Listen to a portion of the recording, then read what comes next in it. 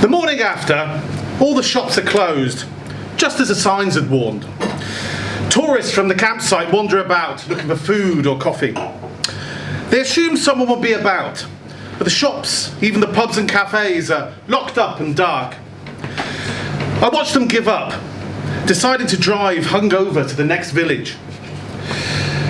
I could ask any of these visitors for a lift out of the village, and then I could call the police from somewhere safe. If I wanted to. I walk as far as the bridge, and I don't feel any better. Among everything else, the Appledon festivities involved a lot of booze. I feel rough, but I can never sleep on a hangover. It had started with a letter from an Appledon who had found me through an online DNA test.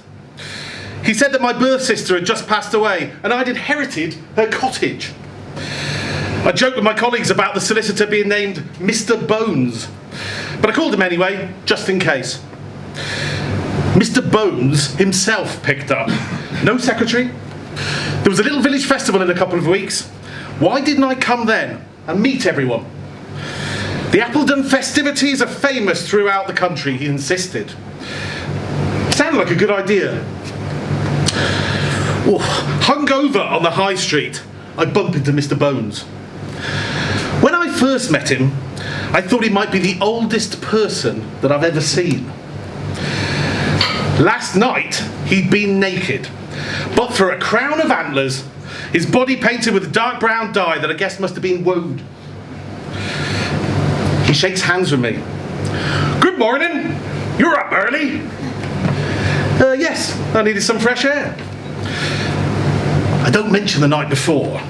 The visitor with his hands tied, being whipped with brambles by the pub's landlady. This morning, we're back to being civilised. It's lovely, isn't it? There's nothing quite like Appledon. I do hope you'll take over the cottage. You're fitting in very well. He clasps my shoulder, and then he walks on. I know I should call the authorities and tell them what I've seen. But even after one night, I'm not sure that I want to give up my life here. The cottage has a garden. My flat in the city has a couple of cactuses I kill with neglect and I haven't thrown out. Here, I have the view of a field. Back home, my windows look out on a ruined factory where the drunks shout at night and keep me awake. After what I've seen, I'm not scared. Instead, it makes me feel as if I've been accepted. I unlock the cottage, take my shoes off in the hallway. My cottage, my home. It is the sort of place you'd imagine retiring to, if things went well, if you could afford to retire. My adopted parents had raised me as well as they could, but student loans, high rents and low pay held me back. Yet it looked as if things had somehow worked out. Even after what I'd seen, could I give this up? The day before the Appledon festivities, I went straight from the station to Mr. Bones' office. As well as not having a secretary, he had no computer, and his rotary phone was so old-fashioned it would have been sold as an antique. We chatted about the journey while he looked for the cottage keys. You're going to like it here in Appledon. It's quite a place. He showed me into the cottage and told me to get myself settled. Someone will come and find you during the festivities. We have a special ceremony afterwards, but don't mention it to anyone as it's for locals only. You must join us. That evening, as the summer day faded for night, I bought cider from a stall and watched the parade. There were groups of Morris dancers, costumes, bangers, and a giant puppet. Visitors took pictures and uploaded them to social media. I felt relaxed for the first time in weeks. As the girls from the village school scattered rose petals at the end of the procession, I felt a hand on my shoulder. Well, the man behind me was huge, faded tattoos on his massive forearms. I'm Bob, he said. I run the butchers. I'm Butcher Bob. We have a little thing for residents only, if you want to come along. He offered me his hip flask. And we walked towards the mansion house at the village edge. 2 security guards stood there, wearing high-vis jackets, hired in for the occasion. I wasn't expecting more than some food and more drink, a chance to escape the tourists. So I followed Bob along the path. Not towards the house, but into the orchard. In the distance, I could hear the pub's sound system, keeping the visitors entertained. The landlady was here with the rest of us, leaving some temp staff to run the place. Nobody from outside would realise that the whole village was in the grounds of this house. Everyone crowded into a clearing. In front of a tree that was decorated with strips of cloth, a cow's skeleton laid out in front of it. I don't know if Butcher Bob's hip flask was spiked, but I remember very little of what followed.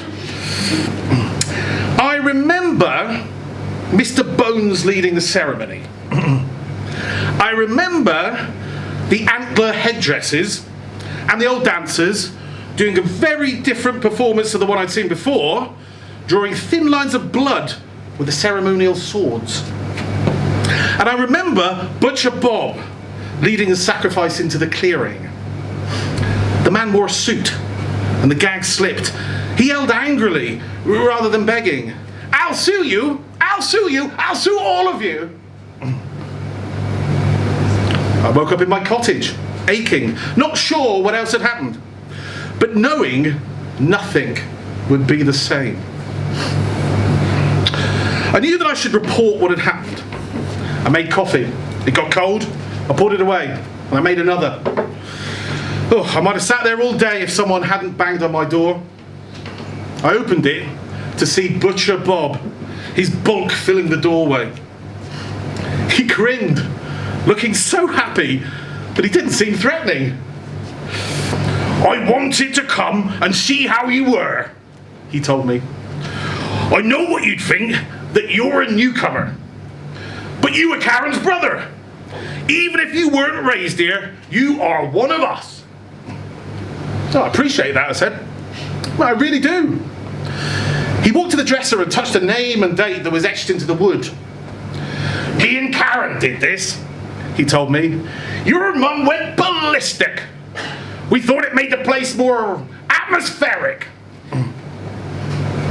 He was close to crying, and I realised I was too. "Where will you stay?" asked Bob. What did I have to go back to? A collection of friends who were mostly old colleagues I couldn't get rid of? My flat above the kebab shop? All those creaking steps to climb every day? Here in Appledon, I had a place. I was Karen's brother. Watching an innocent man brutally sacrificed by people dressed as forest creatures just once a year seemed a small price to pay for a home. Thank you.